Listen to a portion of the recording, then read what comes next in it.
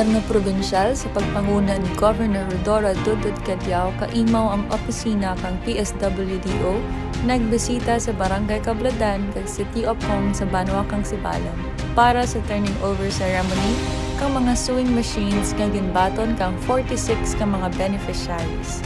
Ang diyang programa amo ang pagsuporta sa National Task Force to End Local Communist Armed Conflict. Kinanglan ninyo mangayo kang bulig. Kaya sa isa, kung mag-agtulak ka sa binit ka magkimod-kimod, wala kit matabo. So, thank you very much, Barangay Cabladan. Raad, maipuba natin ang ating barangay. Agad nga, madura rin ang mga kaimaw natin nga nagasungon-sungon. Ha? So, another 3 years for Governor Cadiao. And I promise you, this will not be the first time nga maagto ko diya, pati sa Barangay Apong. Thank you very much. God bless you, everybody.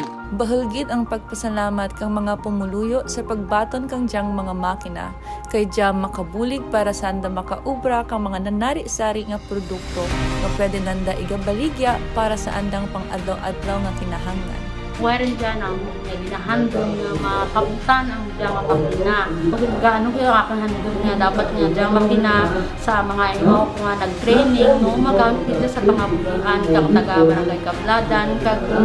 Hindi na dyan po niya gamitin sa kapalingan, kundi nga makabulig dyan sa kabulihan kang mga kababainhan niya sa barangay proper kang Cabladan. Sa ating galing ng provincial government, especially sa ating Governor Rodora Cadiao, sa ating PSWDO, sa kay Sir Larry Pitingilay, kag also sa amin yung trainer kay Ma'am Jen.